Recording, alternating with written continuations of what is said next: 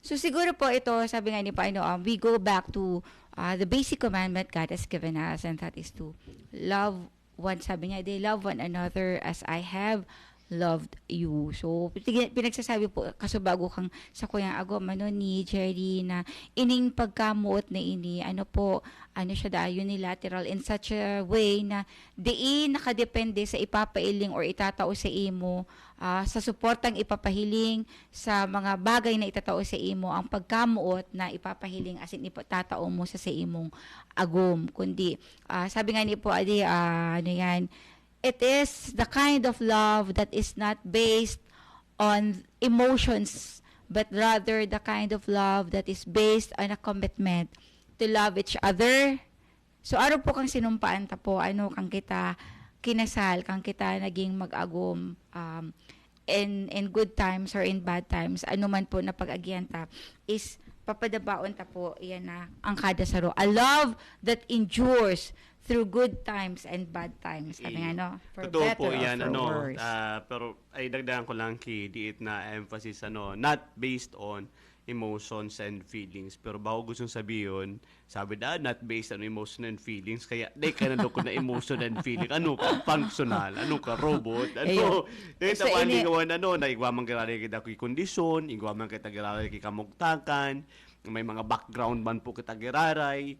Pero ang sinasabi lang sa tuya, na di kita nadideterminar sa nakaito, di kita kaito na limitaran, kasi mga kondisyon man sa nila, mga circumstansya, fleeting kasi ang yaon, emotions. pero diba? ang ultimately na naga-decision kang kayan, ang ultimately na nagagibo kayan, kaya kinakaipuhan na pag namot ka nin bilog sa imong sadiri. And it is based on our decision to obey Jesus' command. And that command, we go back to that command, is to love one another as Jesus loved us. Paano kita kinamot ni Kristo?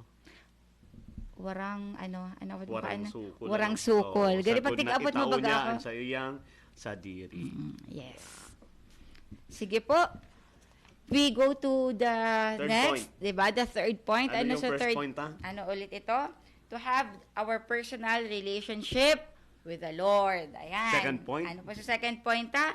Relationship naman to each other. Sa labang saro. And the third point is... Importante yun sa tuyang magagom dakulaon yun yung punto. Sabi ta permi headship and submission. Dakulon daw, ara mo ini talaga tugang feeling ko, sa kahalabaan na diskurso pag abot sa manungod sa bagay ni ini, baka mas spill over ini sa next month. Kasi po, every first Sunday of the month nyo lang po kami nakakaiba. Kung di po ini, kasi magayon po ining tukaron, magayon po ining pag-istoryahan ng headship and submission talaga. Pero, sige, paunan ta giraray. Ano itong headship and submission? Importante yun baka ini, kasi nasa ururon kita kang pagpapamilya, o sa ururon kita kang pagpapadara, paggugobyerno, pagpapadalagan kan sa tuyang pamilya. Kaya importante yun, kung sisay ba, sabi mo question sisay ba sa harong ang dapat na nasusunod, ang ama o ang ina? Yan ang hapot. Sige daw po. Ano ang sa imo? Siyempre, ang option na kayan, ang ama, ang ina. Siyempre may letter C ka kayan, both. Ang mapagalbala kayo, nagawa kang letter D, none of the above. Ayan, sana. Diyan kita magkakaigong problema. Pero sa trend mo niyan, sa tuyang sa mga mag-aragom-agom, ano talaga ang nangyayari sa ngunyan? Dapat pala siguro nagpa-poll kita, ninagta sa Facebook, bortohan. Sa masunod pala, isa na, tangan po ma-involve man ang sa tong mga, pero ang sabi kang nagahiling sa TV, paano man niya kaming nasa TV nagahiling, paano daw kami ma-vote? Sige na po, ang boto nyo dyan sa sadira. Pero, ano man ang God? Ano man ang God daw?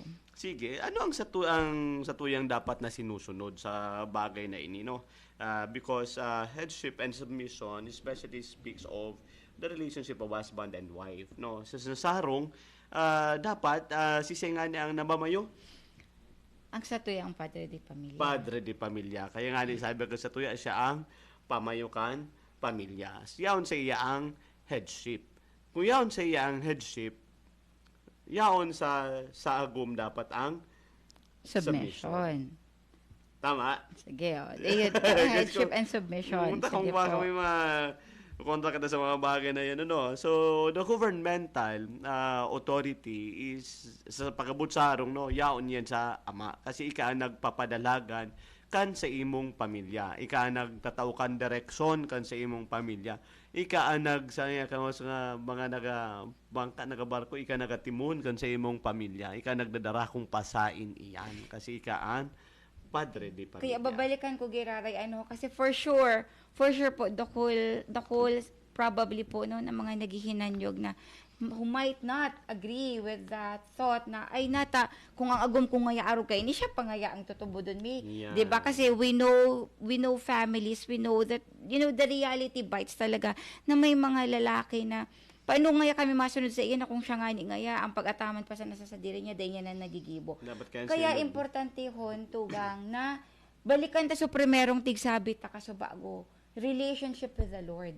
Kaya dapat po ang sarong padre de pamilya prayerful siya, may maray siyang relasyon sa iyang Diyos, no, sa tuyang Diyos, and may maray siyang relasyon sa iyang wife. Kasi pag nagibo mo itong inot na duwa, most probably, magiging maray kang pamayo kang sa imong pamilya. Abutan tayo yan dyan tugang. So, tinalatag tapos so, Sige, importante na-excite ta lang. ang pamayo. Na-excite lang. Ina- Sorry na. Sige kaya, po. Kaya importante yun na nalalatag tata nga ta ang lalaki ang pamayukan Sige. harong, no? Kasi nakalagi yan ang pinagbabasehan tayo. Yaon yan sa tuyang banal na tataramon, nakalagi yan dyan. Sabi di sa 1 Corinthians 11:3. Sige, okay, go. Sabi diyan, but I want you to realize